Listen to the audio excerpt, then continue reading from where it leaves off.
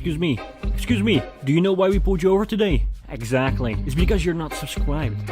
So you better fix that right now, or we're gonna have to take you in.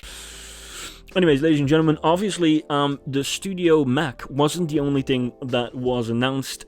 We got the Studio Display. I feel like this is something that is more interesting for the general public, because it's a display from Apple. It's it's not a cheap display, but yeah, in Apple world, it's decently priced.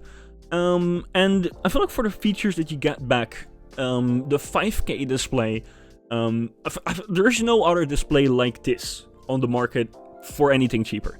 So for the audience, I feel like it's a very good deal, but you have to be in the Apple ecosystem for it to make sense. If you're a Windows user, or you're just I don't know, you have an iPhone or you have a Mac or whatever, this is probably not going to appeal to you because, well, the important thing is that obviously if you are in the ecosystem, this is something that you can use with every single device. Flippin' hell.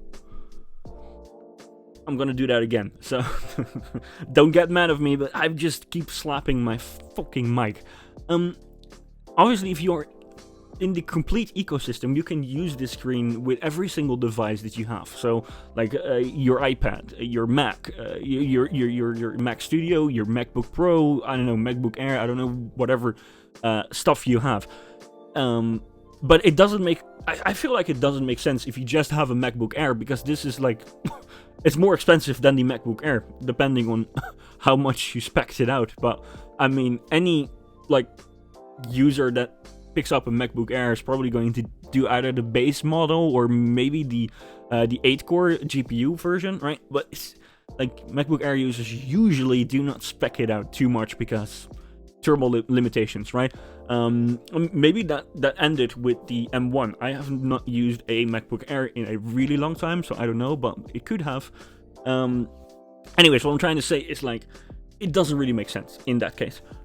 So I feel like this device, although it didn't get as much stage time as the Mac Studio, and obviously the headlines are about the Mac Studio, I feel like this is the one that appeals the most to the general public, to the most people watching at the event. Anyways, we're going to get into it, and Sharon is going to tell us more about what 95Mac had reported on this story. Keep it bumping. Apple announces new $1,599 27-inch 5K Apple Studio display, featuring center stage webcam. Alongside the brand new Mac Studio desktop, Apple today announced a new addition to its external display lineup, the Apple Studio Display. The Studio goes on sale on March 18, with prices starting at $1,599. The Studio Display measures 27 inches on the diagonal, with 5K display resolution. You can also get a nano texture display option to minimize glare. The Studio Display integrates an A13 chip to provide rich integration and features, including powering the speaker system and a center stage-enabled webcam. Studio Display features an all-aluminum enclosure with thin bezels, and integrated stand with up to 30 degrees of tilt. A tilt and height adjustable stand is also available as an add-on option. Bezels, yeah, but I feel like, so, okay. So the whole stand situation is something that I feel like most people are like, I understand that most people would say, like, okay, oh, why it's so expensive, why does Apple do this? I feel like it's because of, like, the technology that's in it. Now, I'm not gonna say that, oh, it's worth $1,000, it's worth $400, it's worth this or that or the other. I think it's something that obviously is expensive to build. The whole research and development process is quite expensive. You have to engineer the devices that are going to make and produce these stands. So I think it is most definitely going to be more expensive than your average stand. On top of that, you have the brand, obviously Apple, which has a certain value to it as well. I mean, depending on what you believe it is. Obviously, if you don't believe that, then just buy the display and get yourself a VESA mount and you're done.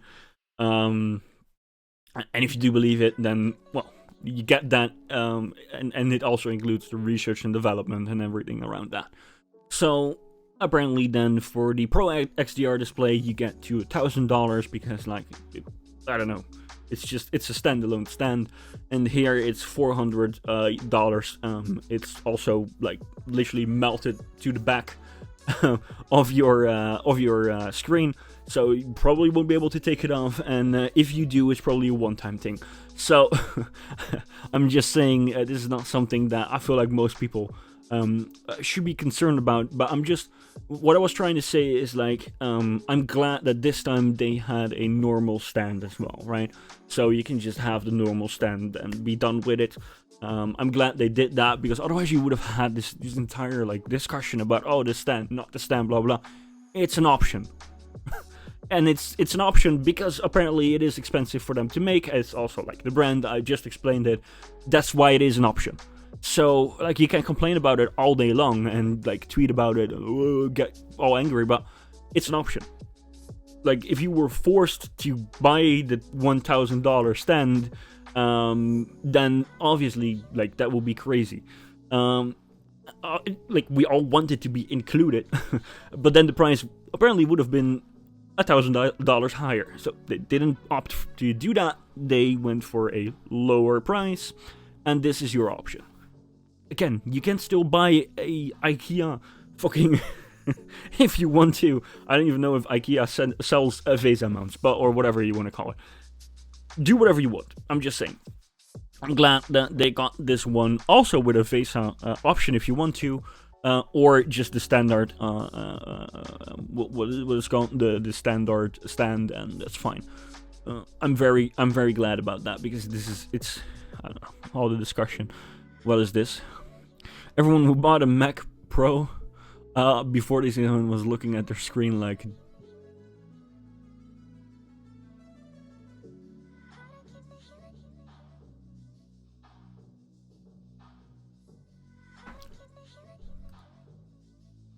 Moving on. A tilt-and height adjustable stand is also available as an add-on option.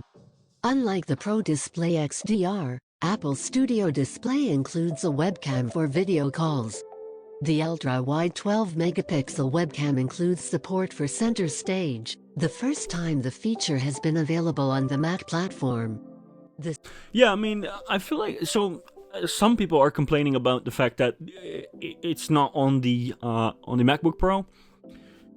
I can get into that. I feel like, so on the iPad, I do use it. On the Mac, I feel like it's not something that has popped up in my mind, because, like, I don't know, it doesn't really come up a lot that I need to use it. Maybe when it's there, I start using it, which is fine. But yeah, they could have definitely just put it in here as well, which is fine. I mean, it's not something that, like, again, it's not extremely like important to have it, but it's cool. It's cool if it's there, and it would be nice to have it on the Mac. And now apparently it's here via this display. Yeah, I don't know. It's is it cool? Yeah. Is it essential? No. So, I mean, should it be included in a $4,000 purchase? Probably. And that's all I have to say about it. This display is just not for me, especially the price tag. Yeah. No, I can get into that. So, yeah. So, like, it is an expensive display, right? Like, but it's, if you were looking for it's specifically a 5K display with this, with 600 nits brightness, if I'm not mistaken. Obviously with like an A13 chip, or any chip that just gives you the ability to do center stage, the spatial audio, all that stuff. I feel like you're not going to get a better price tag or any better quotes from any other companies. Now, if you're not in that audience, if you can just use a random Dell flippin' design, and you do not care about the, like, how plasticky it looks, and there are great design Dell monitors, not gonna lie. But they're also more expensive than this one. So, are you getting what I'm saying? Like, there are 4K displays from Dell, from LG, from whatever, that will give you more, even more, than what this display is offering. But, first of all, it looks like shit. Like, it looks like a plastic piece of shit. I'm sorry, I'm just saying it. And, also, it doesn't integrate with your Mac that much. It's something that I feel you can do it. Like, you can do it. But I would say, in terms of, like, integration, 5K, spatial audio, center stage, I don't think you're going to get anything, if you use it with that use case, I'm not sure if you're going to get anything cheaper, right? That's what I'm saying. If you do not have a use case for any of these features, if you do not use spatial audio, if you do not care about it, if you do not care about 5K instead of 4K, if you do not care about the design, if you can like look at that piece of plastic and say like, cool, I'm going to work off this, which is fine. I'm not saying it's not fine. Cool, do it. It's going to save you a lot of money. But anything with a little bit of a design, I mean, Huawei has a display that is 28 inches, and I feel like it's one of the more expensive 28-inch displays that I have seen. But it has a good design. It has the connectivity with their universe, with their ecosystem, right? So this is just how it goes, dude. Like, I don't know what to tell you. Like, it's going to be expensive. Anyways, Sharon, keep it bumping. The studio display also includes a 3-microphone array and a 6-speaker array with support to output a Dolby Atmos soundstage. The studio display sports 3 integrated USB-C ports and a Thunderbolt port for single-port connectivity to a laptop with data exchange and 96W charging. Yeah, so 96-watt charging, right? And I feel like it can even fast charge the 14-inch MacBook Pro, if I'm not mistaken. And this 5K screen is the exact same as the iMac, right? Well, I'm not completely sure. I feel like it's very similar, at least the evidence that I've seen, like, until now, makes it seem like it is a very similar display unit that they're using in this display. I will check it out when it's here. Like, I can't. There's nothing much that I can guarantee you at this point because, like, yeah, it's just not something that I can tell you. I feel it is probably going to be an LG display.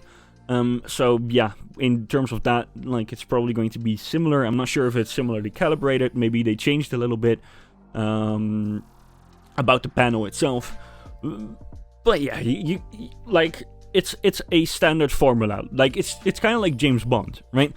Every single time there's a James Bond movie, you know what to expect. It's a decent movie. It has a decent vibe to it. It's something that you either like or dislike. It's kind of like this display.